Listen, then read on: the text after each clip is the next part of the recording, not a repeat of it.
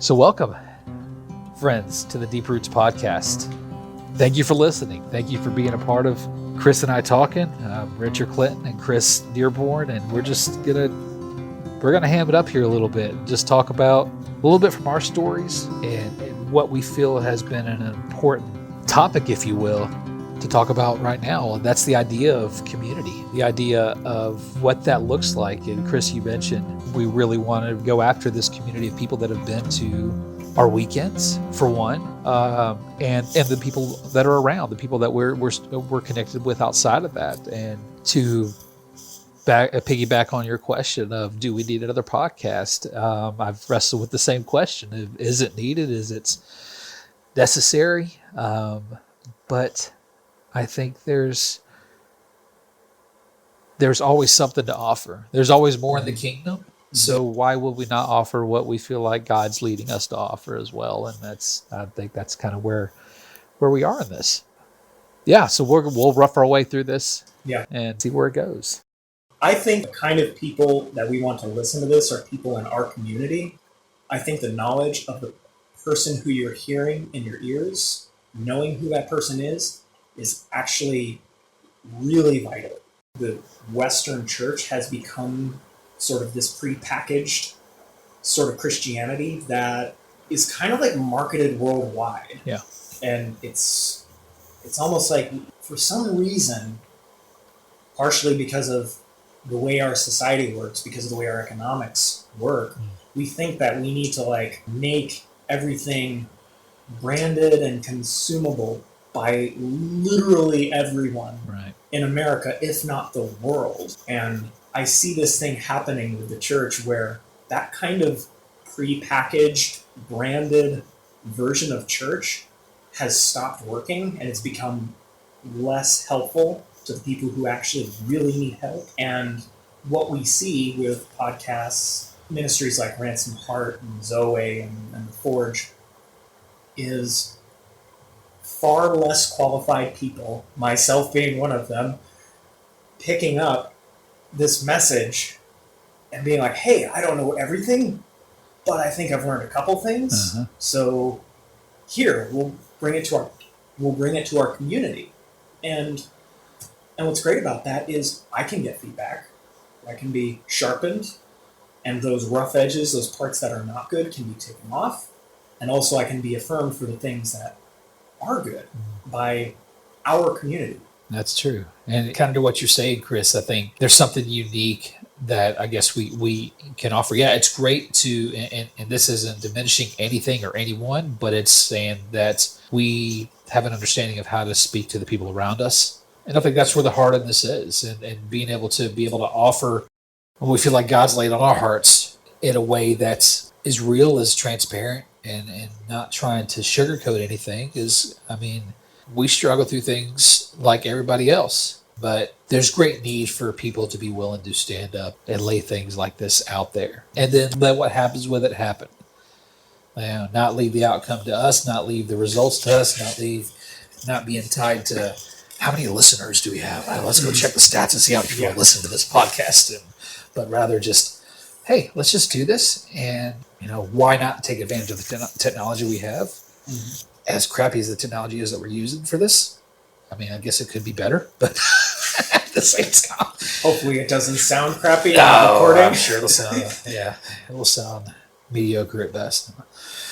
No, I'm thankful that we're able to do this. I know you and we've talked about doing this for a while, and it kind of, I guess, segue from the why we're doing these podcasts to really what is it we're trying to talk about, what is it we're trying to bring. We have a series of things that we've laid out that we feel like are important. I think something that's really come up a lot lately, even in our own discussions, Chris, is what does community look like? What does that truly look like? We speak of our local church communities, our local towns we live in, and all that, but what does it truly mean to be walking in, living in community, and those around us? And, so that's kind of where I think where I feel like this first message is going to kind of tie into. Because, my story, and many of y'all may not, but well, I'm in my early 40s now, but for the first 35, 36 years of my life, I was a very isolated man, you know, married very young. Uh, world became all about my family, my career, but that was it, you know. So, with that being said, when I realized the need for that, for connection, for me personally to have other men in my life that I could walk with, I knew that had been something that was missing. And I think for a lot of people around us, people that have been to our weekends, to the Anvil weekends, people that have, ladies that have been to the Unveiled weekends, there are many that do walk in isolation. So, what does true, authentic, real community look like? And I think that's where I feel like we want to go after right now and answer that question. And you know, it's not going to be fully answered, but I think from our perspective of this is what it's looked like for us, I think is important to talk about. So I'll start with you. You kind of speak to that a little bit and just kind of see. I gave a little snippet. Chris, you kind of share what is that? Just a high level look at of what community looks like versus in your own story. Okay. Well, I think we could start with to say what community is. Like my mind immediately just maybe because how it works goes to what community is not, and I go to like the ways that I have not done community well in my life. Just because of what's happened in my story, I kind of seem to have this pretty fundamental distrust of people in general, and more intensely. You would never catch me saying this like in my core beliefs or anything, but there's sort of this baseline under the surface distrust of men, more specifically. Yeah. Like there's a more acute distrust of men because of the way my story goes. So what I did when I was younger is I pretty much just isolated, especially when I was single. I spent my first year in Germany at my first duty station, locked in my room pretty much, watching movies and playing video games. That was like all I did for like the first year. And then I found a group of people that was good. Like they pulled me out of my shell and we did some retreats together and got to go to Austria and see a bunch of things. That was better. But moving forward into married life, since I was in the military people move a lot. So our community was pretty thin there too. Like, yeah, we went to church, but we didn't have real friends. There was a couple people down the street, but we talked to them like maybe once a month. And they were literally 2 blocks from us. Very close. So what community is not not just Sunday. That's good. And it's not just getting together for church and going to dinner. It's not a once a week thing necessarily. It can be, but it's not a routine. It is a routine. It's not something that can be done with your brain switched off. Community, from all the bad experiences that I've allowed myself to be in and contributed to, you have to be on in community. So just in the last couple months, for instance, leading up to this Anvil, you and I talked about it, my go-to when I had problems was to talk to God about it. Because of my fundamental distrust of people, I'm like, well, God's perfect. I'll talk to him. Yeah. And also because of my story, I think I can hear his voice pretty well. I think. But I started sensing in the last couple months God saying, you can talk to me if you want, but you're not going to get really any more progress until you go start talking to people who you have become friends with to the level that you can become friends with people. Like, you need to go talk to those people. Right. You've done the whole love God thing, the vertical access. You need to do the love others thing, the horizontal access. So what community is not is just church on Sundays, Wednesdays. It's not something you can coast through. It's not something you can do on autopilot. It is something that is hard to do, but is so much more rewarding. in the past couple weeks, especially, God's basically been poking me out of the nest of my comfort, saying, go risk disappointing the people you care about and risk disappointing them. Yeah. So I think that's kind of like the beginning. That's like the headwater of community is live present with your entire being awake to the moment. Yeah. That's good. Yeah, no. Appreciate you sharing that. I think there's there's an intentionality, there's a purposefulness when it comes to living in community, and like you said, and I'll agree with you that it's not just a necessarily a once a week or every other week. It's got to be more than that. You and I, we do a small group together with a group of men every couple of weeks, and which is good. It's a good group of men, and it's really over the last few years has grown to become a more authentic group of men. But at the same time, there's more to it than that. There is always a need for more connection. There's the need to be willing to reach out outside of those times, outside of just the Sunday get together at church or the small group gathering. Exactly. Who are you gonna call when everything has gone south, when things are just, even if it's as quick as I've got to fire a text out to this group of men because life sucks right now. I think that there's an important, and there's an intentionalness and being willing to lay yourself out there and be willing to share, like, yeah, this is what I'm struggling through right now, and yeah, not being tied to who responds to me and who doesn't respond to me, but being willing to just put yourself out there in a way that's real, so people know struggles, people know what's going on in life.